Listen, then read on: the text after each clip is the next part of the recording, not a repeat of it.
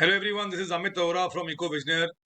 In this video, I'll be discussing with you contemporary world politics जो book 1 है हमारी world politics की, उसमें कौन कौन से क्वेश्चन बोर्ड में रिपीट हुए हैं और वो क्वेश्चन जो आप अफोर्ड नहीं करते छोड़ के जाना. So how to prepare these question students, very easy. ये मैंने 2, 4 और 6 मार्कर्स निकाले हैं जो ज्यादा रिपीट हो रहे हैं पिछले साल के बोर्ड एग्जाम्स, जो पिछले 3-4 साल के आफ्टर कोविड जो नॉर्मल पेपर हुआ है उसके बोर्ड एग्जाम में कौन कौन से टॉपिक ज्यादा आए हैं. सो एक आपको एक और चीज बहुत ध्यान से देखनी है कि आपने ये आंसर्स बड़े बड़े पैराग्राफ्स में नहीं लिखने हैं, आपको ये आंसर्स छोटे छोटे पॉइंट्स में बनाने हैं. So you have to make a heading if possibly a heading if you can, और you can write these answers in points.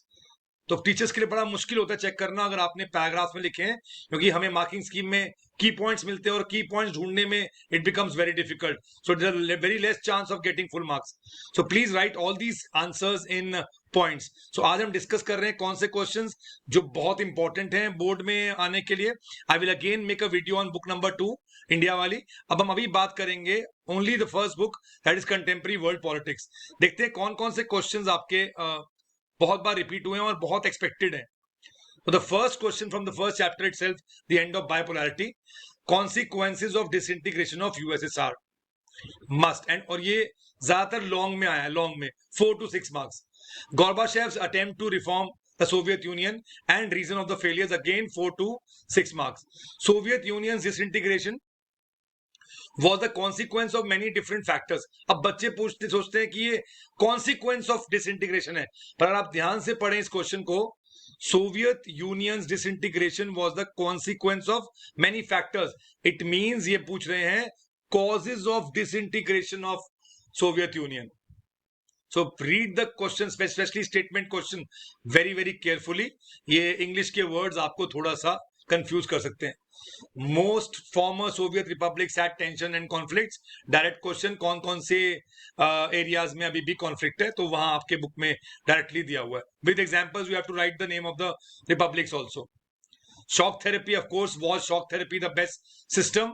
ये आपसे पूछा गया है तो you will say no it was not, and write what losses did Russia have and other republics had when it came to shock therapy. तो जो उनको promise किया था उसका ऑपोजिट उनके साथ हुआ. सिंपल 2 मार्कर 4 रिपब्लिक्स के नाम बताने हैं, और 4 marker India relation with post Soviet republic. अभी ये क्वेश्चन काफी इंपॉर्टेंट है बिकॉज अभी जो वर्ल्ड पॉलिटिक्स में इंडिया और रशिया के रिलेशंस को लेके काफी बातें हो रही थी. So that is this part. Coming to other questions, explain the notion of traditional and non. ये ट्रेडिशनल और नॉन ट्रेडिशनल सिक्योरिटी के डायरेक्ट क्वेश्चन मैंने काफी पेपर्स में देखे हैं. सो प्रिपेयर दैट, और वही लैंग्वेज में आपको ये आंसर लिखना है. Globalisation is the outcome of developed technology, last chapter.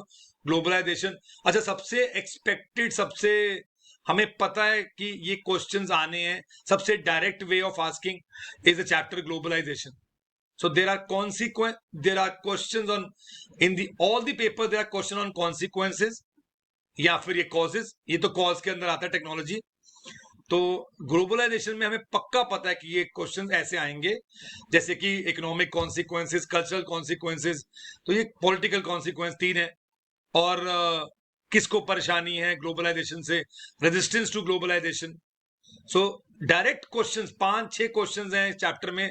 अगर आप डायरेक्ट कर लीजिए तो किसी ना किसी पेपर में, चॉइस में वो क्वेश्चन जरूर आया होता. Okay, development mostly causes degradation of environment. So what are the factors which are causing environmental degradation, वो आपके चैप्टर एनवायरमेंट में है. Relationship of India and China और उनके साथ क्या टेंशन है. Not only India and China, it can be India and Pakistan, it can be your India and Bangladesh, it can be India and Nepal, India and Sri Lanka. So ये पक्का कोई ना कोई कंट्री के साथ India का relation जरूर paper में आने के चांसेस हैं. United Nation was not created to take humanity to heaven but to save it from hell. Yes, importance of United Nation कि इसका होना क्यों जरूरी है. Then evaluate the effectiveness of European Union, या तो यूरोपियन यूनियन की इफेक्टिवनेस, उसकी पावर, या फिर एशियान की इफेक्टिवनेस, उसकी importance. Analyse any 2 political consequences, I told you before.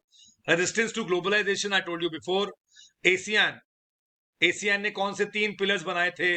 Security pillar था, कल्चरल सोशो पिलर था, इकोनॉमिक, उन तीनों के आपको यहाँ पे मेंशन करना है। इकोनॉमिक कॉन्सिक्वेंस ऑफ ग्लोबलाइजेशन बहुत बार देखा है पेपर्स में, cultural consequences, difference between, I told you before also, tradition and non-traditional notions of security.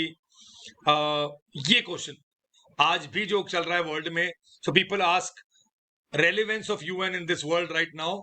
Unipolar world में यूएस के सामने होते हुए आज भी यूएस ने पूरे वर्ल्ड में प्रॉब्लम्स क्रिएट की हुई हैं, क्या यूएन की रेलेवेंस अभी भी है? So you have to prepare, maybe this question is expected कि यूएन की क्या रेलेवेंस है। यूएन बिल्कुल असहाय, मतलब it is not that relevant जो ये क्लेम करते हैं। फिर very simple question, very repeated question, that is India's claim to be a permanent member. और अगर वो नहीं आता तो उसकी जगह आता है कि इंडिया को परमानेंट मेंबर बनने में क्या क्या प्रॉब्लम आ सकती हैं, कि जैसे कि बाकी कंट्रीज उसमें इशू क्रिएट करेंगे और स्पेशली पाकिस्तान। एनवायरमेंट में we have then global commons, direct question, strength and weaknesses of Soviet system, chapter 1, ये शॉर्ट क्वेश्चन में आया हुआ है। Then we have, of course, role of ASEAN as a regional organization, वो कैसे उस रीजन में पीस, सिक्योरिटी एंड ट्रेड कैसे कर रहे हैं। ऊपर दोबारा रिपीट हो गया, two positives and negatives of Soviet system, बहुत बार रिपीट हुआ है। Global commons and common but differentiated responsibility towards environment, ये कॉमन बट डिफरेंशिएटेड रिस्पॉन्सिबिलिटी बहुत बार रिपीट हुआ। It's a very important question. Democratisation of Bangladesh या फिर पाकिस्तान में कैसे डेमोक्रेसी और दोनों चीजें मिलिट्री रूल चला है, उसका पूरा long answer they ask. And one question yes I have seen in 2-3 papers, that is democracy south Asia में लोगों की पहली चॉइस बनती जा रही है।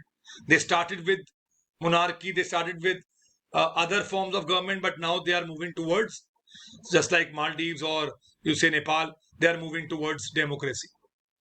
Environment में बहुत इंपॉर्टेंट क्वेश्चन है on Rio summit and agenda 21, उनका पर्पस क्या था, ऑब्जेक्टिव क्या था। देन कमिंग टू टेररिज्म, जो हमारा ट्रेडिशनल नहीं, नॉन ट्रेडिशनल जो रीसेंट थ्रेट है, उसके बारे में question has come in few papers. Political consequence हमने पहले भी बात कर लिया ऑफ ग्लोबलाइजेशन।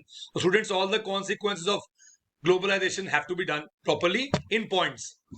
और फिर से वही, UN has failed in preventing wars, but still आपको बताना है इज यूएन रिक्वायर्ड और नॉट, दे आस्क यू। और बुक में क्लियर मेंशन किया कि यूएन इज रिक्वायर्ड, वो हमें अभी भी चाहिए। Why could democracy not take roots in Pakistan? The whole story of Pakistan, where these military generals had overthrown and coup से पाकिस्तान की और जबकि इंडिया और पाकिस्तान का कॉमन पास्ट है, वहां पे आज तक डेमोक्रेसी ठीक से नहीं चल पाई है। And you know recently also, अभी भी वहां पे मिलिट्री की वजह से they have attacked Afghanistan. There is a war going on between India, Pakistan and Afghanistan. वो तो उसकी शैडो में छुप गया है ईरान और यूएस के, otherwise Pakistan is also on war. So cultural homogenisation, उसका भी एग्जाम्पल है आपकी बुक में, और कल्चरल हेट्रोजेनाइजेशन, दोनों के आपके पास एग्जाम्पल हैं इन ग्लोबलाइजेशन। एक मैकडोनलाइजेशन भी है वो टॉपिक, पर वो कम आया है इन कुछ 3-4 सालों में। And very very important, the last question of this is mention the factors responsible for rise of the Chinese economy. तो चाइनीज इकोनॉमी की राइज के major factors, I think economics के बच्चों ने ये पहले से ही किया होगा। So all those 4 modernisations, open door policy, वो all the path to progress आपको इसके अंदर लिखना है।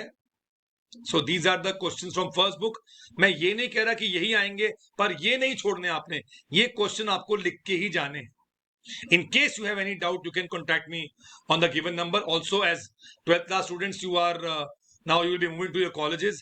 If you have any query regarding your career, कहाँ एडमिशन लेनी है, कौन सा कोर्स करना है, so please contact us.